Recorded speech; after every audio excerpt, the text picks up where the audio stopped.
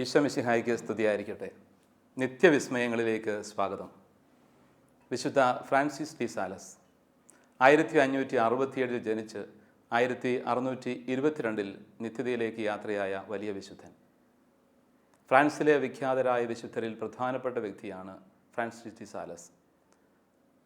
മെത്രാൻ എന്ന നിലയിൽ അദ്ദേഹം അറിയപ്പെടുന്ന വ്യക്തി, അതോടൊപ്പം തന്നെ ചിന്തകൻ, എഴുത്തുകാരൻ, വാഗ്മി എന്നീ നിലകളിലൊക്കെ ഒത്തിരിയേറെ വിഖ്യാതനായ ഒരു വ്യക്തി. എഴുത്തുകാരനും ചിന്തകനും വാഗ്മിയുമായ മെത്രാൻ എന്നാണ് അദ്ദേഹം അറിയപ്പെടുന്നത്.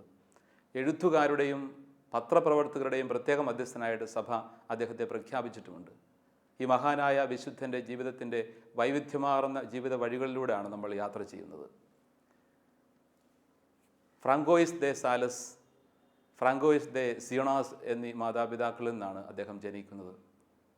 സാവോയി പ്രവിശ്യയിലെ ആന്നസിയിലാണ് അദ്ദേഹത്തിൻ്റെ ഭവനം. വളരെ വിഖ്യാതമായ പ്രഭു കുടുംബത്തിൽ ജനിച്ചു.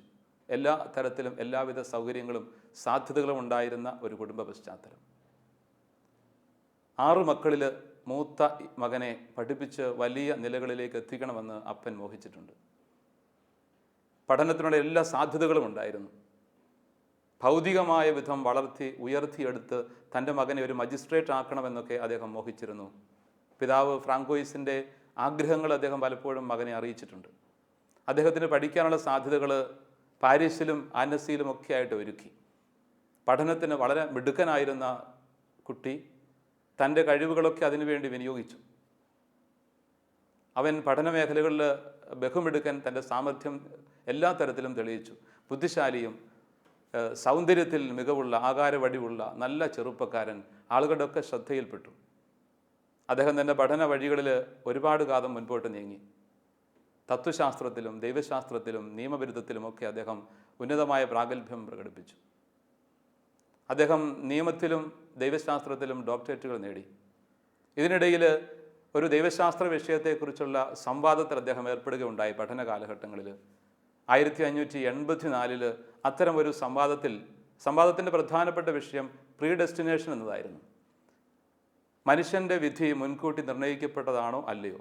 ഇങ്ങനെയുള്ളൊരു വിഷയത്തിലെ സംവാദത്തിൽ വളരെ കൃത്യമായ രീതിയിൽ അദ്ദേഹം മുഴുകുകയും ഒരുപാട് ആശങ്കകൾക്കും ചിന്താക്കുഴപ്പങ്ങൾക്കും അത് കാരണമാക്കുകയും ചെയ്തു. തൻ്റെ വിധി മുൻകൂട്ടി നിർണ്ണയിക്കപ്പെട്ടെന്നും താൻ നിത്യമായ ഒരു നാശത്തിൽ നിവദിക്കുകയാണെന്നും ഒക്കെയുള്ള ഏതോ മിഥ്യാധാരണകൾ ഈ ചെറുപ്പക്കാരൻ്റെ മനസ്സിൽ ആഴത്തിൽ പതിഞ്ഞു. ഇനി തനിക്ക് ഒരു നിത്യമായ നാശം പോലുമാണ് മുൻപിലുള്ളത് എന്ന തരത്തിലുള്ള ചിന്താക്കുഴപ്പങ്ങളിലേക്കും അപകടകരമായ ചില ബോധ്യങ്ങളിലേക്കും ഈ ചെറുപ്പക്കാരൻ പഠന നാളുകളിൽ എത്തുകയാണ്. അദ്ദേഹത്തെ ഒരു പരിധിവരെ രോഗിയും ശയ്യാവലംബിയും ഒക്കെ ആക്കി മാറ്റുന്നുണ്ട്. പിന്നീട് ഇതിൽ നിന്ന് രക്ഷ നേടാൻ അദ്ദേഹം ആഗ്രഹിച്ച് ഒത്തിരി പ്രാർത്ഥിക്കുന്നുണ്ട്. പരിശുദ്ധ കന്യകാമറിയത്തിൻ്റെ മുൻപിൽ അദ്ദേഹം എത്തിയിട്ട് തൻ്റെ ജീവിതം മുഴുവനും അമ്മയ്ക്ക് സമർപ്പിച്ചുകൊണ്ട് എന്നെ ഈ പ്രതിസന്ധിയിൽ നിന്ന് രക്ഷിച്ച് ശരിയായ ജ്ഞാനത്തിൻ്റെ അറിവിൻ്റെ വഴിയിലേക്ക് നയിക്കണമേ എന്ന് പ്രാർത്ഥിച്ചുകൊണ്ട് സ്വയം സമർപ്പിക്കുന്ന ഒരു വേളയിൽ പരിശുദ്ധ അമ്മയുടെ വലിയ സഹായവും മാധ്യസ്ഥവും ഈ മകന് ലഭിക്കുന്നുണ്ട്. അങ്ങനെ അയാൾ ആ വലിയൊരു പ്രതിസന്ധിയെ മറികടക്കുന്നു. ഫ്രാൻസിസിൻ്റെ ജീവിതം പഠനം പൂർത്തീകരിച്ചിട്ട് പുതിയ ഒരു വഴിത്തിരിവിലേക്ക് എത്തുകയായിരുന്നു. അദ്ദേഹം തിരികെ എത്തിയ മകനെക്കുറിച്ചുള്ള ഉന്നത സ്വപ്നങ്ങൾ, ഭൗതികമായ സ്വപ്നങ്ങൾ മനസ്സിൽ സൂക്ഷിച്ചുകൊണ്ട് ഫ്രാങ്കോയിസ് അവനോട് പറയുന്നുണ്ട്, നീ പഠിച്ച് ഇത്രയും ഉയർന്ന നിലയിൽ എത്തിയിട്ട് ഇനി നിന്നെ ഒരു ഉയർന്ന തലത്തിൽ കാണാൻ ഞങ്ങൾ ആഗ്രഹിക്കുന്നുണ്ട്. ഒരു മജിസ്ട്രേറ്റായിട്ട് നീ മാറണം. കുടുംബത്തിൻ്റെ മൂത്ത മക്കളിൽ ആദ്യത്തവൻ അങ്ങനെ ഒരു നിലയിൽ എത്തിച്ചേരണം ഞങ്ങളുടെ ആഗ്രഹം. പക്ഷെ അദ്ദേഹത്തെ നയിച്ചിരുന്നത് മറ്റൊരു ചിന്തയായിരുന്നു. തൻ്റെ അറിവും കഴിവും എല്ലാ സാധ്യതകളും ദൈവത്തിന് വേണ്ടി സമർപ്പിക്കണം, ദൈവഹിതാനുസരണം സ്വയം സമർപ്പിക്കണം, പൗരോഹിത്യം സ്വീകരിച്ചുകൊണ്ട് പുരോഹിതനായിട്ട് കർത്താവിന് വേണ്ടി സമ്പൂർണ്ണമായി സമർപ്പിക്കാൻ ആഗ്രഹിക്കുകയാണ് ഫ്രാൻസിസിനെ ഒത്തിരിയേറെ പ്രതിസന്ധികളെ തരണം ചെയ്തതായിട്ട് വരുന്നു. അപ്പൻ അദ്ദേഹത്തെ ഒത്തിരിയേറെ നിർബന്ധിക്കുന്നുണ്ട്, ഈ വഴി നിനക്ക് ചേർന്നതല്ല എന്ന മട്ടിൽ. മറ്റു പലരും നിർബന്ധിച്ചെങ്കിലും അവസാനം പിതാവിൻ്റെ സമ്മർദ്ദത്തിന് അദ്ദേഹം വിധേയനാവാതെ പിതാവിനോട് കാര്യങ്ങൾ കൃത്യമായി പറഞ്ഞ് എന്നെ സംബന്ധിച്ചുള്ള ദൈവത്തിൻ്റെ പദ്ധതിയും നിയോഗം ഇതാണ് എന്ന് പിതാവിനെ ഫ്രാൻസിസ് ബോധ്യപ്പെടുത്തി കൊടുക്കുന്നുണ്ട്. അങ്ങനെ പിതാവ് ആ വഴിക്ക് സമ്മതം മൂളുന്നു. 1593 അദ്ദേഹം തൻ്റെ പരിശീലനം പൂർത്തിയാക്കി പൗരോഹിത്യം സ്വീകരിക്കുന്നു.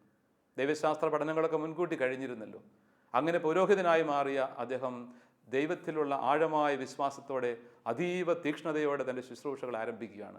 തൻ്റെ അജപാലന മേഖലകളിലൂടെ വചനപ്രഘോഷണങ്ങളിലൂടെ അതിശക്തമായ സാന്നിധ്യമായിട്ട് മാറുന്നു. വിശുദ്ധിയിലും വിജ്ഞാനത്തിലും തികവുള്ള ഒരു മനുഷ്യൻ മിശിഹായിക്ക് സാക്ഷ്യം വഹിച്ചുകൊണ്ട് തൻ്റെ അജഗണങ്ങളെ സ്നേഹത്തോടും ശാന്തതയോടും കൂടെ നയിക്കുകയാണ്.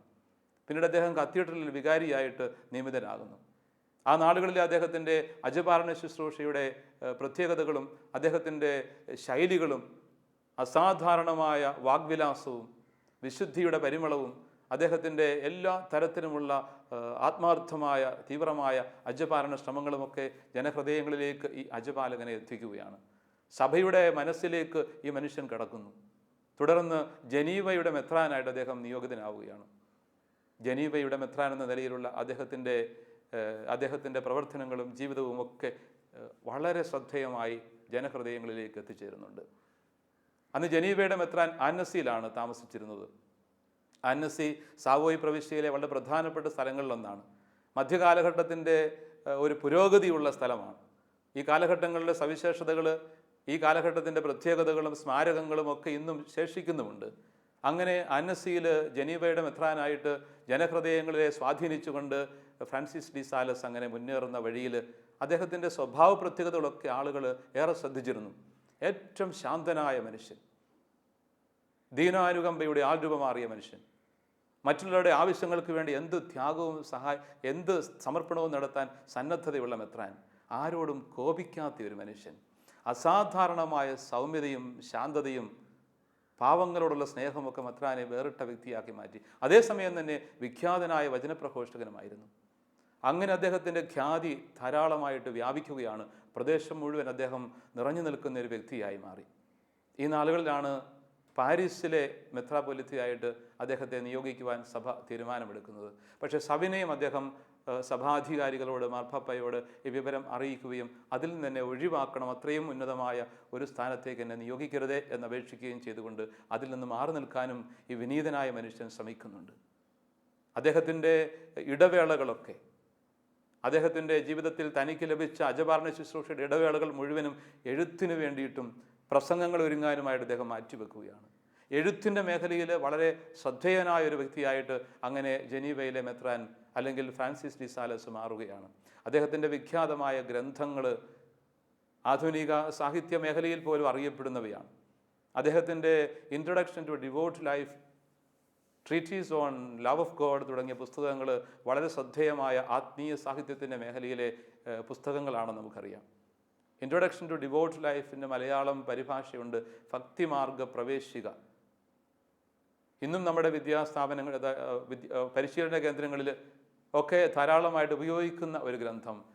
എങ്ങനെയാണ് യഥാർത്ഥ ഭക്തിമാർഗത്തിലേക്ക് പ്രവേശിക്കേണ്ടത്, അതിൻ്റെ വ്യത്യസ്ത സാധ്യതകൾ വളരെ പ്രായോഗികമായ രീതിയിൽ ഒരു വ്യക്തിയെ മുൻപോട്ട് നയിക്കാൻ സാധിക്കുന്ന വിധമാണ് വിശുദ്ധൻ അതിൽ പ്രതിപാദിച്ചിരിക്കുന്നത്. ലവ് ഓഫ് ഗോഡ് എന്ന പുസ്തകം കുറെ കൂടി ആഴമായ മിസ്റ്റിക്കൽ ചൈതന്യം ഉൾക്കൊള്ളുന്ന ഗ്രന്ഥമാണ്. ഉന്നതമായ ദൈവശാസ്ത്ര ചിന്തകളും ആഴമായ ആത്മീയ ചിന്തകളും എല്ലാം ചേർത്തിണക്കുന്ന ഒരു മിസ്റ്റിസിസത്തിൻ്റെ തലത്തിലേക്ക് എത്തുന്ന പുസ്തകമാണ് ലവ് ഓഫ് ഗോഡ്. ദൈവസ്നേഹത്തിൻ്റെ ആഴങ്ങൾ തിരയുന്ന ഈ പുസ്തകം അദ്ദേഹത്തിൻ്റെ ആ മിസ്റ്റിക്കൽ ലൈഫിൻ്റെ ആഴങ്ങളിലേക്കാണ് നമ്മളെ കൊണ്ടുവരുന്നത്. പ്രവർത്തനങ്ങളോടൊപ്പം തന്നെ ആഴമായ ദൈവാനുഭവത്തിലാണ് വിശുദ്ധൻ ജീവിച്ചിരുന്നത്. മിസ്റ്റിസിസത്തിൻ്റെ ഒരു ഔന്നത്യത്തിലേക്ക് ഉയർന്ന വ്യക്തിയായിരുന്നു അദ്ദേഹമെന്ന് അദ്ദേഹത്തിൻ്റെ ഈ പഠനങ്ങളും എഴുത്തുകളുമൊക്കെ നമുക്ക് മനസ്സിലാക്കി തരും. വിശുദ്ധൻ്റെ ജീവിതത്തിൻ്റെ വഴികളിൽ അദ്ദേഹത്തിൻ്റെ അസാധാരണമായ ക്ഷമ, ഔദാര്യം, ശാന്തത ഇത് വളരെ പ്രകടമായിരുന്നു. മൂകനും ബധിരനുമായ ഒരു വ്യക്തിയെ അദ്ദേഹം പരിശീലിപ്പിച്ചെടുത്ത് വിദ്യാഭ്യാസം കൊടുത്ത് അദ്ദേഹത്തിന് കുംഭസാരത്തിലേക്കും അങ്ങനെയുള്ള ദൈവാനുഭവത്തിലേക്കും നയിക്കുന്ന രംഗങ്ങളൊക്കെയുണ്ട്. മൂകനും ബധിരനുമായ ഒരു വ്യക്തിയെ എന്തുമാത്രം ക്ഷമയോടുകൂടി ആയിരിക്കണം തിരക്കിനിടയിൽ ഒരു മെത്രാൻ പരിശീലനം കൊടുത്ത് അദ്ദേഹത്തെ കുമ്പസാരത്തിനൊരുക്കി വിശ്വാസത്തിലേക്ക് നയിക്കുന്നത് എന്ന് നമുക്കറിയാം. പിന്നീട് അദ്ദേഹം സൈൻ ലാംഗ്വേജ് എന്ന തരത്തിൽ ബധിരരും മൂകരുമായ ആളുകളെ പഠിപ്പിക്കുന്നതിന് സഹായിക്കുന്ന ഒരു പഠന പ്രക്രിയ തന്നെ രൂപപ്പെടുത്തുകയുണ്ടായി. സൈൻ ലാംഗ്വേജ് ഇന്നും പലതരത്തിലും പലയിടങ്ങളിലും വളരെ വിപുലമായ രീതിയിൽ ലോകത്തിൽ ഉപയോഗിക്കുന്ന ഒരു പഠന സാധ്യതയാണ്. അത്തരത്തിലുള്ള ഒരു സാധ്യത തന്നെ അദ്ദേഹം തുറക്കുകയുണ്ടായി. അദ്ദേഹത്തെക്കുറിച്ച് അദ്ദേഹത്തിൻ്റെ സമകാലികരായ വ്യക്തികൾ, സുഹൃത്തുക്കൾ തന്നെ ചിലപ്പോഴൊക്കെ പരിഭവം പറയുന്നുണ്ട്. ജനീവയിലെ മെത്രാൻ ഇത്രമാത്രം ശാന്തനാവാൻ പാടില്ല, അങ്ങനെയാണെങ്കിൽ ദൈവസന്നിധിയിൽ വിചാരണ നേരിടേണ്ടി വരും എന്ന് പോലും അദ്ദേഹത്തെ തെല്ല് പരിഹസിച്ചുകൊണ്ടും തമാശയ്ക്കുമൊക്കെ പറയാറുണ്ട്. അദ്ദേഹം അതിന് കൊടുക്കുന്ന മറുപടി വളരെ ശ്രദ്ധേയമാണ്. ദൈവപിതാവ് കാരുണ്യവാനല്ലേ, മിശിഹായാകട്ടെ നിഷ്കളങ്കതയുടെ ശാന്തതയുടെ പ്രതീകമായ കുഞ്ഞാട്, പരിശുദ്ധാത്മാവും ശാന്തതയുടെ പ്രതീകമായ പ്രാവ്. അങ്ങനെയാണെങ്കിൽ ഇത്രമാത്രം ശാന്തതയുടെ കാരുണ്യത്തിൻ്റെ പ്രതീകമായ ദൈവത്തിന് മുമ്പിൽ വിചാരണ നേരിടുവാൻ എനിക്ക് ബുദ്ധിമുട്ടുണ്ടാവില്ല എന്ന് പറഞ്ഞുകൊണ്ട് അദ്ദേഹം ആ ശാന്തതയിൽ തന്നെ ജീവിക്കാൻ ആഗ്രഹിക്കുന്നു. കുറേയൊക്കെ കോപിഷ്ഠനായിരുന്ന അദ്ദേഹത്തിന് ഏതാണ്ട് 20 വർഷത്തെ തീവ്രമായ തീക്ഷ്ണമായ പരിശ്രമത്തിൻ്റെയും പ്രാർത്ഥനയുടെയും ധ്യാനത്തിൻ്റെയും ഫലമായിട്ടാണ് അസാധാരണമായ സൗമ്യതയും ശാന്തതയും സ്വന്തമാക്കിയെടുക്കാൻ പറ്റിയത്. അസാധാരണമായ ശാന്തത. അദ്ദേഹം തന്നെ പറയുന്നുണ്ട്, ഒരു തുള്ളി തേൻ തുള്ളി കൊണ്ട് ഒരു ജാറ് ചൊറുക്ക കൊണ്ടെന്നതിനേക്കാൾ കൂടുതൽ ഈച്ചകളെ പിടിക്കാനായിട്ട് സാധിക്കും. ശാന്തതയുടെ, സൗമ്യതയുടെ, ശാലീനതയുടെ ജീവിതശൈലിയെക്കുറിച്ചാണ് പുണ്യവാൻ ഓർമ്മപ്പെടുത്തുന്നത്. അദ്ദേഹം തൻ്റെ ജീവിതത്തിൻ്റെ വഴികളിൽ കണ്ടുമുട്ടിയ പ്രധാനപ്പെട്ട ഒരു വ്യക്തിയാണ് ജയൻ ഡി ഷന്താൾ. പുണ്യവതിയാണ്. വിധവയായ ഈ സഹോദരി ആത്മീയ ഉപദേശങ്ങൾക്ക് പുണ്യവാനായ ഫ്രാൻസിസ് ഡി സാലസിനെയാണ് സമീപിച്ചത്. വളരെ ഉന്നതമായ ജീവിതശൈലിയിൽ ആയിരുന്ന ഈ വ്യക്തി, പ്രഭു കുടുംബത്തിൽ വിവാഹിതയായിരുന്ന ഈ വ്യക്തി തൻ്റെ ജീവിതത്തിൽ ഭർത്താവിനെ നഷ്ടപ്പെട്ട നാൾ മുതൽ കൂടുതൽ ആത്മീയ മേഖലയിലേക്ക് വളരുകയാണ്. ആത്മീയതയുടെ ഈ മേഖലയിൽ കൂടുതൽ വളരാനുള്ള സഹായം ചെയ്തു കൊടുക്കുന്നത്, ആത്മീയമായ ഒരു ഗൈഡൻസ് കൊടുക്കുന്നത് ഫ്രാൻസിസ് ഡി സാലസ് ആണ്. ഒരു വലിയ സൗഹൃദത്തിലേക്കും ആ ബന്ധം എത്തിച്ചേരുന്നുണ്ട്. ഒരുമിച്ച് മുൻപോട്ട് നീങ്ങുന്ന ഈ സൗഹൃദവും ബന്ധവും പിന്നീട് ഒരുമിച്ച് ഒരു സമൂഹത്തിന് തന്നെ രൂപം കൊടുക്കാനായിട്ട്, വിസിറ്റേഷൻ സന്യാസ സമൂഹത്തിന് രൂപം കൊടുക്കുന്നതിന് കാരണമായി തീരുന്നു. ഫ്രാൻസിസ് ഡി സെയിൽസിൻ്റെ നാമധേയത്തിൽ അറിയപ്പെടുന്ന ചില കോൺഗ്രിഗേഷൻസ് ഒക്കെ ഉണ്ട്. ഡോൺ ബോസ്കോ സ്ഥാപിച്ച സന്യാസ സമൂഹം തന്നെ സലേഷ്യൻസ് എന്നാണ് അറിയപ്പെടുന്നത്. ഇത്തരത്തിലുള്ള വിവിധങ്ങളായ ആത്മീയ ശുശ്രൂഷകളെ സ്വാധീനിച്ച ഈ മഹാവിശുദ്ധൻ്റെ ജീവിതം അങ്ങനെ വലിയൊരു തേജസ്സോടുകൂടി ശോഭിതമായി മുൻപോട്ട് നീങ്ങി. അദ്ദേഹത്തിൻ്റെ ജീവിതത്തിൻ്റെ യാത്രാ വഴികളിൽ ഏതാണ്ട് മരണത്തോടടുക്കുന്ന നാളുകളിൽ ഒരുപാട് സഹനങ്ങളിലൂടെ, സംഘർഷങ്ങളിലൂടെ ഒക്കെ അദ്ദേഹത്തിന് കടന്നു പോകേണ്ടി വരുന്നു. രോഗാതുരമായ അദ്ദേഹത്തിൻ്റെ ജീവിതത്തിന് ഒരുപാട് വേദനകൾ അനുഭവിക്കേണ്ടി വരുന്നുണ്ട്. ഡോക്ടേഴ്സ് ചില കാര്യങ്ങളിൽ വേണ്ടത്ര അറിവ് കൂടാതെ ചികിത്സിച്ചതും ഈ വേദന ഇരട്ടിപ്പിക്കുന്നതിന് കാരണമായി തീരുന്നു. അദ്ദേഹം 1622 ജാനുവരി 24 തീയതിയാണ് നിത്യതയിലേക്ക് യാത്രയാകുന്നത്. അദ്ദേഹത്തിൻ്റെ ജീവിത കാലഘട്ടങ്ങളിലൊക്കെ അദ്ദേഹത്തിന് പ്രത്യേകമായ ചില നിയോഗങ്ങൾ ലഭിച്ചിരുന്നു. ഹെൻറി 4 രാജാവുമായിട്ട് സംസാരിക്കുന്നതിനും ഒരു ഡെലഗേറ്റായിട്ടൊക്കെ അയക്കപ്പെടുന്നതിനുമൊക്കെ സാഹചര്യങ്ങളുണ്ടായി. അവിടെ വെച്ചുള്ള അദ്ദേഹത്തിൻ്റെ പ്രഭാഷണങ്ങളും നോമ്പുകാല പ്രസംഗങ്ങളും ഹെൻറിയെ പോലും സ്വാധീനിച്ചിരുന്നുവെന്ന് പിന്നീട് അറിയുന്നുണ്ടായി. ഏതാണ്ട് അദ്ദേഹത്തിൻ്റെ മരണത്തിൻ്റെ വേളയിൽ ആത്മസുഹൃത്തുക്കൾ പലരും ഒരു ആന്തരിക ജ്ഞാനത്തോടു കൂടി അത് തിരിച്ചറിയുന്നതിനൊക്കെ കാരണമായി. വിശുദ്ധൻ മരിച്ച വേളയിൽ അദ്ദേഹത്തിൻ്റെ അടുത്ത സുഹൃത്തുക്കൾ അദ്ദേഹം മരിച്ച വിവരം ആന്തരികമായ ഒരു ജ്ഞാനത്താൽ അറിഞ്ഞു. അങ്ങനെ വിശുദ്ധൻ്റെ മരണം തന്നെ സ്വർഗം മറ്റുള്ളവരെ അറിയിച്ചു എന്ന തരത്തിൽ പിന്നീട് വായിച്ചെടുക്കുകയുണ്ടായി. അദ്ദേഹത്തിൻ്റെ സംസ്കാരം നടന്നത് ആനസിയിലുള്ള വിസിറ്റേഷൻ സന്യാസ സമൂഹത്തിലെ ചാപ്പലിലാണ്. 10 വർഷങ്ങൾക്ക് ശേഷം 1632 പിന്നീട് കുഴിമാടം തുറക്കാനിടയായപ്പോൾ ആ മൃതശരീരം കേടുപാടുകൾ കൂടാതെ അഴുകാതെ ശോഭയോടെ ഇരിക്കുന്ന കാഴ്ച അത്ഭുതകരമായ ഒന്നായിരുന്നു. ഡോക്ടേഴ്സിൻ്റെ ഒക്കെ സാന്നിധ്യത്തിൽ അത് പരിശോധനാ വിധേയമാക്കുകയും അതിനെക്കുറിച്ച് അത്ഭുതകരമായ ഒരു സംരക്ഷണമായിട്ട് ഔദ്യോഗികമായിട്ട് അംഗീകരിക്കുകയും ചെയ്തു.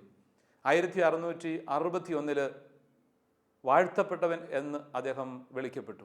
1665 വിശുദ്ധ പദം അദ്ദേഹത്തിന് സഭ നൽകുകയും ചെയ്തു.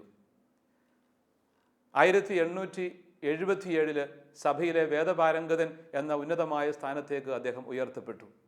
1922 11 പീയൂസ് മാർപ്പാപ്പ എഴുത്തുകാരുടെയും സാഹിത്യകാരന്മാരുടെയും പത്രപ്രവർത്തകരുടെയും പ്രത്യേക മധ്യസ്ഥനായിട്ട് വിശുദ്ധ ഫ്രാൻസിസ് ഡി സെയിൽസിനെ ഔദ്യോഗികമായിട്ട് പ്രഖ്യാപിക്കുകയുണ്ടായി. അങ്ങനെ അനേകം ജീവിതങ്ങളെ സ്വാധീനിച്ച പ്രസംഗങ്ങളിലൂടെ, എഴുത്തുകളിലൂടെ, ആത്മീയ ചിന്തകളിലൂടെ ഒരു കാലഘട്ടത്തെ മുഴുവനും സ്വാധീനിക്കുകയും പിന്നീടും സ്വാധീനിച്ചുകൊണ്ടിരിക്കുകയും ചെയ്യുന്ന ഈ മഹാവിശുദ്ധൻ്റെ ജീവിതത്തെ അടുത്ത് നോക്കിക്കാണാൻ, ആ ജീവിതത്തിൻ്റെ വ്യത്യസ്തമായ വഴികളിലൂടെ യാത്ര ചെയ്യാൻ നമുക്കും ആത്മാർത്ഥമായി ശ്രമിക്കാം.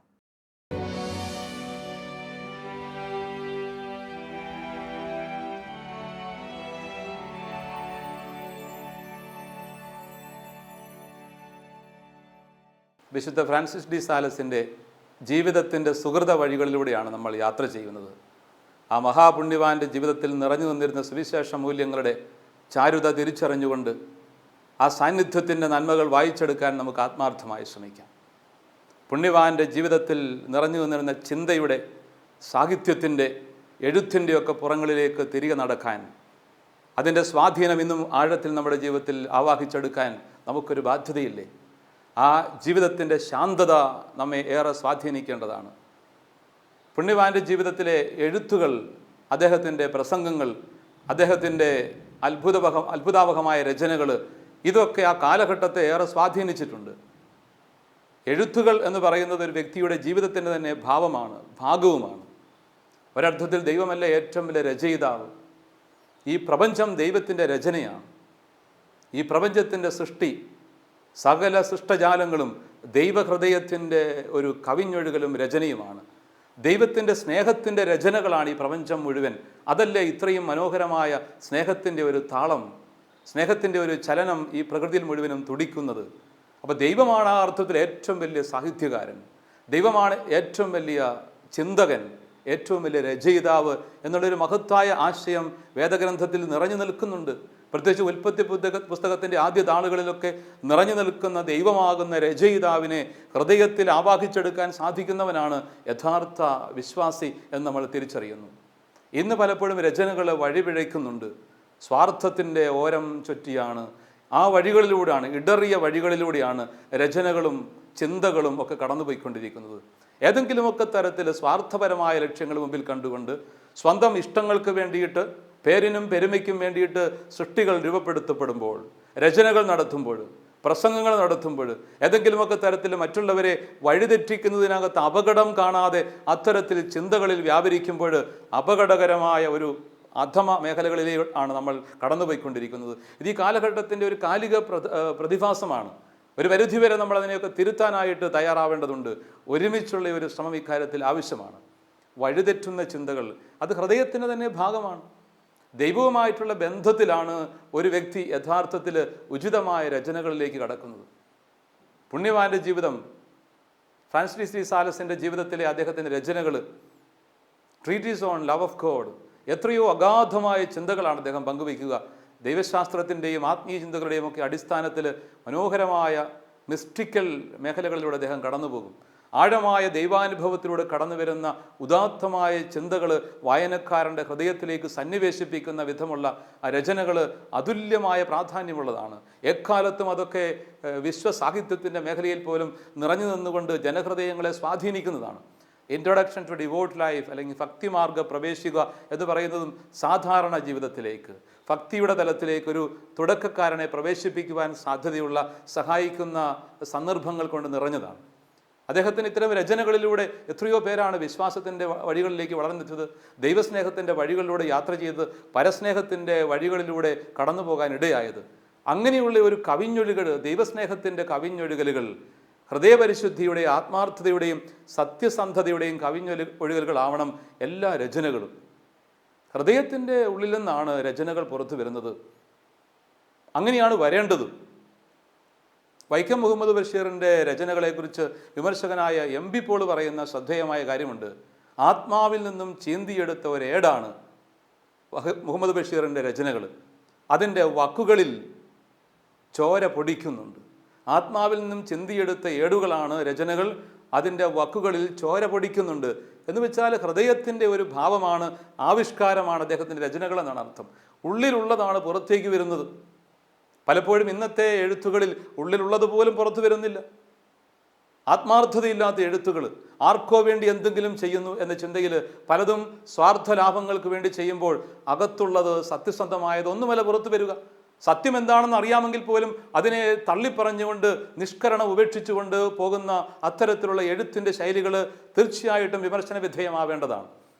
സത്യം അറിഞ്ഞിട്ട് പോലും അത് മറച്ചു വെച്ചുകൊണ്ട് സ്വാർത്ഥ ലക്ഷ്യങ്ങൾക്ക് വേണ്ടി വ്യാപരിക്കുന്ന അവസ്ഥകൾ, ചിലതൊക്കെ അകം പൊള്ളയായതുകൊണ്ട്, അകത്ത് തിന്മയുള്ളത് കൊണ്ട് അതും വഷളത്വങ്ങളായിട്ട് പുറത്തു വരുന്നു.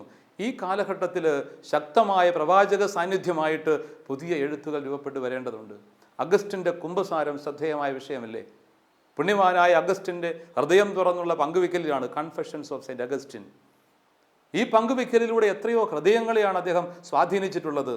തൻ്റെ ജീവിതത്തിൻ്റെ കുറവുകളും ബലഹീനതകളും പോരായ്മകളും ആത്മാർത്ഥതയോടുകൂടി എളിമയോടുകൂടി ദൈവസന്നിധിയിൽ തുറന്ന മനസ്സോടെ പങ്കുവയ്ക്കുമ്പോൾ അത് വായനക്കാരൻ്റെ ഹൃദയത്തെ വിമലീകരിക്കുന്നു, വായനക്കാരനെ സ്വാധീനിക്കുന്നു, പുതിയ തീരുമാനങ്ങളിലേക്ക് എത്തിക്കുന്നു, ചിന്തകൾക്ക് തീരുമാനങ്ങൾക്ക് പുതിയ പ്രകാശം ലഭിക്കുന്നു, ദൈവികമായി മാറുന്നു. അരിസ്റ്റോട്ടിലൊക്കെ പറയുന്നത് പോലെ വികാരങ്ങളുടെ വിമലീകരണമാണ് വായന. BC-യിലൊക്കെ ജീവിച്ചിരുന്ന ചിന്തകനായ അരിസ്റ്റോട്ടലിൻ്റെ ഈ ആശയങ്ങൾക്ക് ഏതു കാലഘട്ടത്തിലും പ്രസക്തിയുണ്ട്. വായന വികാരങ്ങളുടെ വിമലീകരണമാണ്. നമ്മുടെ വായനകൾ വികാരങ്ങളുടെ വിമലീകരണം ആകണമെങ്കിൽ സംശുദ്ധമായിരിക്കണം എഴുത്തുകൾ, രചനകൾ. അതുകൊണ്ട് നമുക്ക് രചനകളെ പഴിക്കുക എന്നതിനേക്കാൾ ഉപരി അർത്ഥവത്തായ, മൂല്യാധിഷ്ഠിതമായ, ദൈവസ്നേഹത്താലും സഹോദര സ്നേഹത്താലും നിറയുന്ന രചനകൾ രൂപപ്പെടുകയാണ് വേണ്ടത്. അത്തരം ആത്മീയ സാഹിത്യത്തിൻ്റെ മേഖലകളിലൂടെ ഇറങ്ങിത്തിരിക്കാൻ നമുക്കൊക്കെ കഴിയണം. രചനകൾക്ക് എന്നും ഒരു സ്ഥാനമുണ്ട്. അതൊരിക്കലും മരിക്കുന്നില്ല. പുസ്തകങ്ങൾ ഒരിക്കലും മരിക്കുന്നില്ല. പുസ്തകങ്ങൾ സുഹൃത്തുക്കളെ പോലെ, നിത്യം ജീവിക്കുന്ന സുഹൃത്തുക്കളെ പോലെ, സന്തത സഹചാരികളെ പോലെ നമ്മുടെ കൂടെ ഉണ്ടാവും. പ്രസംഗങ്ങളും അങ്ങനെയൊക്കെ തന്നെ. എങ്കിലും അതിന് കുറച്ചുകൂടി ക്ഷണികമായ ഒരു സ്വാധീനമാണെങ്കിൽ ഒരുപക്ഷെ പുസ്തകങ്ങൾക്ക് ഒരിക്കലും മായാത്ത ഒരു സാന്നിധ്യമുണ്ട്. ഇങ്ങനെ ചിന്തയും എഴുത്തും പ്രസംഗങ്ങളുമൊക്കെ ദൈവികമായി മാറ്റുവാൻ നമുക്ക് പ്രതിജ്ഞാബദ്ധരാകാം. ഫ്രാൻസിസ് ഡി സാലസിൻ്റെ ജീവിതത്തിലെ അസാധാരണമായ നന്മയുടെ മറ്റൊരു പുറമായിരുന്നു ശാന്തത. ആർജിച്ചെടുത്ത ശാന്തത എന്ന് വേണമെങ്കിൽ പറയാം. കോപിഷ്ഠനായിരുന്ന അദ്ദേഹത്തിൻ്റെ 20 വർഷങ്ങളോളം പിന്നിടുന്ന നിസ്തന്ത്രമായ പരിശ്രമത്തിൻ്റെ ഭാഗമായി, അഗാധമായ ധ്യാനങ്ങളുടെയും പരിത്യാഗങ്ങളുടെയും ഭാഗമായി അദ്ദേഹം സ്വന്തമാക്കിയെടുത്ത ശാന്തതയ്ക്ക് അത്രമാത്രം സൗന്ദര്യമുണ്ടായിരുന്നു. അദ്ദേഹം അത് വളരെ ആസ്വദിച്ചുകൊണ്ടാണ് ആ ശാന്തത ജീവിച്ചതും. അശാന്തമാണ് പലപ്പോഴും അന്തരീക്ഷം. ഈ കാലഘട്ടത്തിൽ ശാന്തി തേടി മനുഷ്യരൊത്തിരി അലയുന്നുണ്ടെങ്കിലും ശാന്തിയുടെ തീരങ്ങളിലേക്കല്ല പലപ്പോഴും പലരും എത്തിച്ചേരുന്നത്. നയിക്കപ്പെടുന്നത് തന്നെ വികലമായ ആശയങ്ങളിലൂടെ ആയതുകൊണ്ട് ശാന്തിയുടെ തീരങ്ങൾ അന്യമായി തീരുന്നു. ശാന്തിക്ക് വേണ്ടിയിട്ട് എത്ര കണ്ട് മനുഷ്യരെന്ന് ആഗ്രഹിക്കുന്നു എന്നുള്ളത് വളരെ വ്യക്തമാണ്. അല്പം ശാന്തിക്ക് വേണ്ടി, ഒരു അല്പം ആശ്വാസത്തിന് വേണ്ടി കുടുംബത്തിലാണെങ്കിലും സമൂഹത്തിലാണെങ്കിലും ജോലിയിടങ്ങളിലാണെങ്കിലും അസ്വസ്ഥനാണ് മനുഷ്യൻ, ഒരുപാട് അസ്വസ്ഥനാണ്. അപ്പോൾ ഈ അസ്വസ്ഥതകളിൽ യഥാർത്ഥ ശാന്തി കണ്ടെത്തേണ്ടത് ദൈവത്തിലാണ്. ഞാൻ ശാന്തശീലനും വിനീത ഹൃദയനുമാകിയാൽ നിങ്ങൾ എന്നിൽ നിന്ന് പഠിക്കുക, എൻ്റെ നുകം വഹിക്കുക, അത് വഹിക്കാൻ എളുപ്പമുള്ളതാണെന്ന് ഈശോ പറയും. മത്തായി സുവിശേഷം 11-ാം അധ്യായത്തിൽ മനോഹരമായി പാഠം നമ്മുടെ ഹൃദയത്തിൽ നാം സ്വീകരിക്കേണ്ടതാണ്. ഈ ശാന്തതയുടെ അർത്ഥവത്തായ അനുഭവങ്ങളിലൂടെയാണ് മഹാപുണ്യവാനായ ഫ്രാൻസിസ് ഡി സാലസ് കടന്നുപോയത്. അദ്ദേഹത്തിൻ്റെ ജീവിതത്തിൻ്റെ ശാന്തത, ക്ഷമ, അദ്ദേഹത്തിൻ്റെ ആ ഉൾക്കൊള്ളുന്ന ഭാവം, ആർദ്രമായ മനസ്സ്, ഇതൊക്കെ നമ്മുടെ മനസ്സിലേക്ക് ഒരു ചോദ്യമായിട്ടൊന്ന് കടന്നു വരണം. വിക്ടർ ഹ്യൂഗോയുടെ പാവങ്ങൾ എന്ന വിഖ്യാതമായ കൃതിയിലെ ബിഷപ്പിനെയും ജീൻ വാൽജിനെയും ഓർമ്മപ്പെടുത്തുന്ന ഒരു ജീവിതമായിരുന്നു ജനീവയിലെ ബിഷപ്പായ ഫ്രാൻസിസ് ഡി സാലസ്. നമുക്കറിയാവുന്ന സ്റ്റോറിയാണല്ലോ അത്. അദ്ദേഹത്തിൻ്റെ ബിഷപ്പ് തൻ്റെ ജീവിതത്തിൽ ഒരാൾക്ക്, ഒരു തടവ് പുള്ളിക്ക് ഇടം കൊടുക്കുന്ന ഒരു സന്ദർഭം വളരെ ശ്രദ്ധേയമായിട്ടാണ് അതിനകത്ത് ആവിഷ്കരിക്കുന്നത്. ജീൻ വാൽജീൻ എന്ന തടവുകാരൻ അദ്ദേഹത്തിന് ആശ്രയം കൊടുക്കുന്ന ബിഷപ്സ് ഹൗസിൽ തന്നെ താമസിച്ചിട്ട് അദ്ദേഹത്തിൻ്റെ അരമനയിലെ തിരിക്കാലുകൾ, വെള്ളി തിരിക്കാലുകളുമായിട്ട് കടന്നു കളയുന്നു. പോലീസ് പിടിച്ചു കൊണ്ടുവന്ന് കഴിയുമ്പം പിതാവിന് കാര്യം മനസ്സിലാകുന്നുണ്ട്. പക്ഷെ അദ്ദേഹം പറയുന്നു, കള്ളനല്ല, അദ്ദേഹത്തെ വെറുതെ വിട്ടേക്കൂ, ഞാൻ സമ്മാനം കൊടുത്തതാണ്. അത്രമാത്രം ഔദാര്യത്തോടുകൂടി ക്ഷമയോടുകൂടി പെരുമാറാൻ പറ്റുന്ന ശാന്തതയുടെ ആർദ്രമായ ഭാവങ്ങൾ മനോഹരമായിട്ടാണ് കൃതിയിൽ ആവിഷ്കരിച്ചിരിക്കുന്നത്. ആ ബിഷപ്പിനെ ഓർമ്മപ്പെടുത്തുന്ന വിധമുള്ള ഒരു വ്യക്തിത്വമായിരുന്നു ഫ്രാൻസിസ് ഡി സാലസിൻ്റെത്. എത്രമാത്രം ആർദ്രതയോടുകൂടി, ആത്മാർത്ഥതയോടുകൂടി, ക്ഷമയോടുകൂടി ജനഹൃദയങ്ങളിലേക്ക് കടന്നു ചെല്ലാൻ കഴിഞ്ഞുവോ, അത് അതിൻ്റെ പരകോടിയിൽ ജീവിച്ച ഒരു മനുഷ്യൻ. ശാന്തതയ്ക്ക് അത്ഭുതകരമായ സിദ്ധിയുണ്ട്, ശക്തിയുണ്ട്. തിരമാലകൾ അലയടിച്ചുയരുന്ന കടലിൻ്റെ ആഴക്കടൽ ശാന്തമാണെന്ന് നമ്മൾ അറിയണം. ഉപരിതലങ്ങളിലാണ് ഈ ബഹളങ്ങളെല്ലാം, തിരയിളക്കങ്ങളൊക്കെ ഉപരിതലങ്ങളിലാണ്. ആഴക്കടൽ എപ്പോഴും ശാന്തമാണ്. നമ്മളൊക്കെ പലപ്പോഴും ഉപരിതലങ്ങളിൽ ഉപരിപ്ലവമായ രീതിയിലാണ് വ്യാപരിക്കുന്നത്. ആഴത്തിലേക്ക് കടന്നു ചെല്ലാൻ, ആഴമായ ആത്മീയതയിലേക്ക് കടന്നു ചെല്ലാൻ, ആഴമായ പഠനങ്ങളിലേക്ക് കടന്നു ചെല്ലാൻ, ആഴമായ സത്യാന്വേഷണങ്ങളിലേക്ക് കടന്നു ചെല്ലാൻ പലപ്പോഴും ഇന്ന് നമ്മൾ മെനക്കെടാറില്ല. അതുകൊണ്ട് ചില ആഴങ്ങളിലേക്കുള്ള വളർച്ചയാണ് ഉചിതമായിട്ടുള്ളത്. ആഴങ്ങളിലേക്ക് കടന്നു ചെല്ലുമ്പോൾ അത്ഭുതാവഹമായ വിധം ശാന്തതയുടെ നിധികുംഭം നമ്മൾ കണ്ടെത്തും. ഹൃദയത്തിൻ്റെ സ്വസ്ഥതയിലേക്ക്, ശാന്തതയിലേക്ക് അങ്ങനെ കടന്നു വരാൻ പറ്റും. എല്ലാ കലഹങ്ങളും യുദ്ധങ്ങളും ആരംഭിക്കുന്നത് ഹൃദയത്തിലാണെന്ന് നമ്മൾക്ക് മറക്കാതിരിക്കാം. ലോകമായ യുദ്ധങ്ങൾ പോലും പൊട്ടിപ്പുറപ്പെട്ടത് ആരുടെയൊക്കെയോ ഹൃദയങ്ങളിലാണ്, ആരുടെയൊക്കെയോ മനസ്സിലാണ്. പ്രക്ഷുബ്ധമായ മനസ്സിൽ നിന്ന്, ഹൃദയത്തിൽ നിന്നാണ് എല്ലാ കലഹങ്ങളും ജനിക്കുന്നത് എന്ന വലിയ സത്യം നമുക്ക് ഓർത്തിരിക്കാം. അതുകൊണ്ട് ഹൃദയം ശാന്തമാക്കാൻ ദൈവസന്നിധിയിലേക്ക് കടന്നു ചെല്ലാൻ നമുക്ക് കഴിയണം. പ്രാർത്ഥനയിൽ, ധ്യാനങ്ങളുടെ ആഴങ്ങളിൽ യഥാർത്ഥ ശാന്തതയുടെ, സ്വസ്ഥതയുടെ പുറങ്ങൾ തിരിച്ചറിയാൻ നമുക്ക് സാധിക്കണം. അത്തരമൊരു സ്വസ്ഥതയിലേക്ക്, ശാന്തതയിലേക്ക് കടന്നു ചെന്നുകൊണ്ട് ജീവിതത്തെ കൂടുതൽ സമഗ്രമായി മനസ്സിലാക്കാൻ, ജീവിതത്തെ കൂടുതൽ സൗന്ദര്യത്തോടു കൂടി തിരിച്ചറിയാൻ, ജീവിതത്തിൻ്റെ ലക്ഷ്യവും അർത്ഥവും വിളിയും നിയോഗവും വായിച്ചറിഞ്ഞുകൊണ്ട് ജീവിക്കാൻ നമുക്ക് കഴിയട്ടെ. പുണ്യവാനായ ഫ്രാൻസിസ് ഡി സാലസിൻ്റെ ജീവിതത്തിലെ ശാന്തതയുടെ അനുഭവങ്ങൾ സ്വന്തമാക്കാൻ, അദ്ദേഹത്തിൻ്റെ രചനകളിലൂടെ പങ്കുവയ്ക്കപ്പെട്ട ദൈവസ്നേഹത്തിൻ്റെ അർത്ഥവത്തായ വഴികളിലൂടെ യാത്ര ചെയ്യാൻ നമുക്കും ആത്മാർത്ഥമായി പരിശ്രമിക്കാം.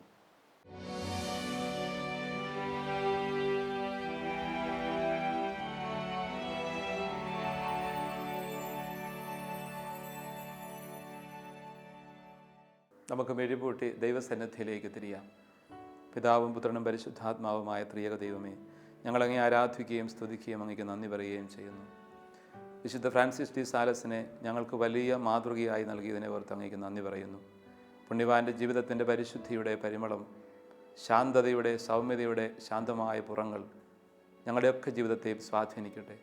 പലപ്പോഴും ഞങ്ങൾ അശാന്തരും ഗർഭിഷ്ഠരുമായി മാറുമ്പോൾ പുണ്യവാൻ്റെ ജീവിതത്തിൻ്റെ ശാന്തതയും വിശുദ്ധിയുടെ സൗന്ദര്യവും ഞങ്ങൾ ആവാഹിച്ചെടുക്കുവാനും അങ്ങനെ അങ്ങയോടുള്ള വിശുദ്ധിയിൽ, അങ്ങയോടുള്ള സ്നേഹത്തിൽ വളർന്നുകൊണ്ട് അങ്ങയെ മഹത്വപ്പെടുത്തുവാൻ, സുവിശേഷത്തിന് ജീവിത സാക്ഷ്യം നൽകിക്കൊണ്ട് അങ്ങ് തിരുമനസ്സാകുന്ന വിധം ഞങ്ങളുടെ വിളിക്ക് ഉത്തരം നൽകുവാൻ ഞങ്ങളെ ഓരോരുത്തരെയും അനുഗ്രഹിച്ചാലും, കുടുംബത്തിൻ്റെ പശ്ചാത്തലത്തിലും സമർപ്പിത ജീവിതങ്ങളുടെ വഴികളിലുമൊക്കെ കർത്താവെ അങ്ങ് ആഗ്രഹിക്കുന്ന വിധം ശാന്തതയിലും സ്നേഹത്തിലും സമർപ്പണം നടത്തുവാൻ, അങ്ങേക്ക് സാക്ഷ്യം വഹിച്ചുകൊണ്ട് അങ്ങയെ മഹത്വപ്പെടുത്തുവാനുള്ള വലിയ കൃപ ഞങ്ങൾക്ക് നൽകിയാലും, നിൻ്റെ സ്നേഹത്തിൻ്റെയും സൗമ്യതയുടെയും അടയാളങ്ങളായി മാറുവാനുള്ള വിളിക്ക് ഞങ്ങൾക്ക് ഉത്തരം നൽകാൻ കൃപയല്ലണമേ.